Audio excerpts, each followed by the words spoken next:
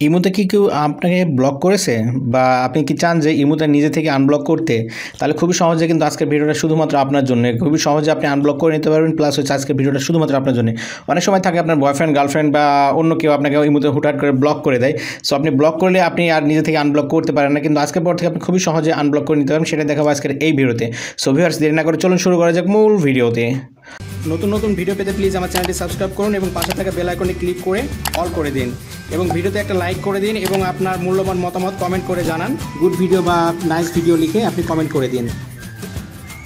হ্যাঁ ভিউয়ার্স, এর জন্য আপনি সিম্পলি আপনাকে যদি ইমোতে ব্লক করে দিয়ে থাকে তাহলে আপনি আনব্লক করার জন্য আপনি ইমোতে চলে যাবেন। আমি ইমোতে চলে যাচ্ছি। দেখুন ইমোতে চলে আসলাম। আসার পরে দেখতে পাচ্ছেন হয়তো বা আপনার এখানে কন্ট্যাক্টের থেকে আপনি প্রথম কাজ হচ্ছে মূলত স্ক্রিনশট নেওয়া। সো আপনি কে কোন আইডি থেকে ব্লক করেছে সেই আইডিতে আপনি চলে যাবেন। সাপোজ এখানে আপনার কন্ট্যাক্টে চলে পেতে পারেন বা এখান থেকে সে আপনার আইডিটা অবশ্যই স্ক্রিনশট নিয়ে নেবেন। অথবা মনে করেন আপনাকে কেউ ব্লক করেছে সেখান থেকেও স্ক্রিনশট নিতে পারেন। সাপোজ মনে করেন এখান থেকেও স্ক্রিনশট নিতে পারেন বা যে কোনো জায়গা থেকে আপনি কী করবেন তার প্রোফাইল স্ক্রিনশট নেবেন। সাপোজ মনে করেন এই কামাল লেখা আছে, এই আমাকে মূলত কি করেছে, ব্লক করেছে। সো আমি কি করব এখন, এর আইডিতে চলে যাব। দেখুন ব্লক করার ফলে, সো ব্লক করলে আপনাকে এখান থেকে আসলার পরে আপনি দেখবেন এখানে কিন্তু এখন এসএমএস করা যাচ্ছে না। সো আপনি কি করবেন, মূলত তার আইডিতে গিয়ে স্ক্রিনশট নিয়ে নেবেন। আপনি 4-5টা স্ক্রিনশট নিয়ে নেবেন। আমি স্ক্রিনশট নিয়ে নিলাম। দেখুন স্ক্রিনশট হয়ে গেল, সিম্পলি স্ক্রিনশট হয়ে গেছে। তারপর আপনি কী করবেন, আপনি যদি তার প্রোফাইলে যেতে পারেন, যদি পারেন তাহলে আপনি তার প্রোফাইলে গিয়ে একটা স্ক্রিনশট নেবেন। এভাবে করে 4-5টা যত বেশি পারেন স্ক্রিনশট নিয়ে রাখবেন তার আইডিটার, মানে বোঝাতে হবে এটা হচ্ছে তার আইডি। সো এইভাবে স্ক্রিনশট নিয়ে নেবেন। নেওয়ার পর আপনি সিম্পলি ব্যাকে চলে যাবেন। যাওয়ার পরে এখন কাজ হচ্ছে, দ্বিতীয় কাজ হচ্ছে আপনি এই যে প্লাস আইকন আছে, প্লাস আইকনে আপনি ক্লিক করে দেবেন। সিম্পলি প্লাস আইকনে ক্লিক করার পরে এখানে মোর অপশন আছে, মোর অপশনে ক্লিক করে দেবেন। তার আগে বলে রাখি আপনি অবশ্যই আপনার ইমোটা আপডেট দিয়ে নেবেন, আদারওয়াইজ এটা কিন্তু পসিবল না। সো আপনি এখানে মোর অপশনে ক্লিক করবেন, করার পর আপনি নিচে চলে যাবেন। দেখুন নিচে যাওয়ার পরে এখানে দেখতে পাচ্ছেন হেল্প অ্যান্ড ফিডব্যাক। সো আপনি দেখতে পাচ্ছেন হেল্প অ্যান্ড ফিডব্যাকে আপনি ক্লিক করে দেবেন সিম্পলি। ওকে, এখান থেকে ক্লিক করার পর আপনি দেখতে পাচ্ছেন এখানে অনেক আছে, অ্যাকাউন্ট ব্লকড লেখা আছে। তো তারপরে এখানে দেখতে পাচ্ছেন ফিডব্যাক লেখা আছে, ফিডব্যাক সেন্টার। সো আপনি ফিডব্যাক সেন্টারে আপনি ক্লিক করবেন। ওকে, ফিডব্যাক সেন্টারে ক্লিক করার পরে এখানে দেখতে পাচ্ছেন ফিডব্যাক নামের যে অপশন, ফিডব্যাক আপনি ক্লিক করে দেবেন।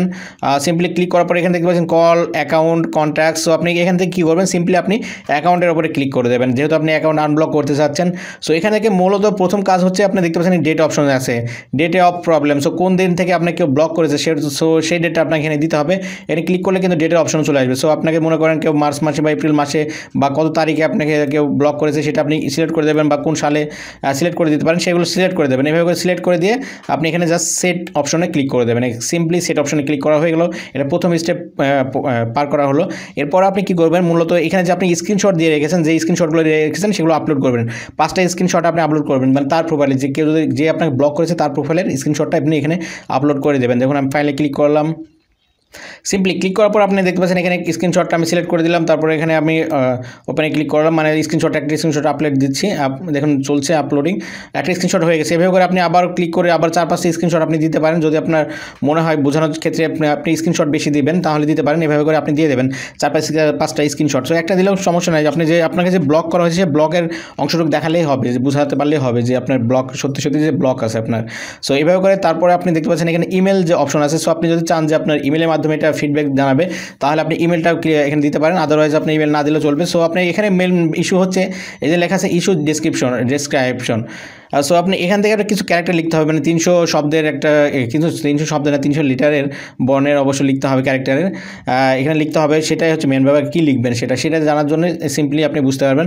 সো এর জন্য আপনি এখানে আমি লিখছি, দেখুন আমি মূলত আপনারা দেখতে পাচ্ছেন আমি কী লিখেছি। সো আপনাকে এটাই লিখতে হবে, আপনি যেভাবে লিখেছি। সো আপনারা এটা দেখেন, এটা স্ক্রিনশট দিয়ে রাখতে পারেন, অথবা আপনি দেখে বা পজ করে আপনি এটা লিখে রাখতে পারেন। সো আপনি বুঝতে পারছেন এইটা লিখতে হবে।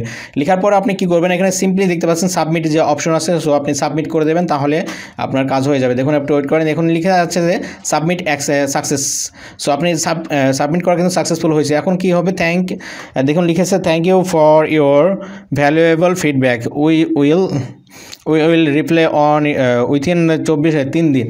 সো আপনি বুঝতে পারছেন 3 দিনের ভেতরে ওরা অটোমেটিক্যালি কিন্তু আপনার ইমোটা আনব্লক করে দেবে। আনব্লক করে দেওয়ার কারণ হচ্ছে আপনাকে এটা ইমোকে বোঝানো হচ্ছে যে আপনার ভুলক্রমে আপনার বন্ধু আপনাকে ব্লক করে দিয়েছে। সো এই জন্য সে আনব্লক করতে পারে না, সেই সুবিধার্থে আপনার ইমো সরাসরি সেটা আনব্লক করে দেবে আপনাকে ইউজ করার জন্য এই ইমোটা।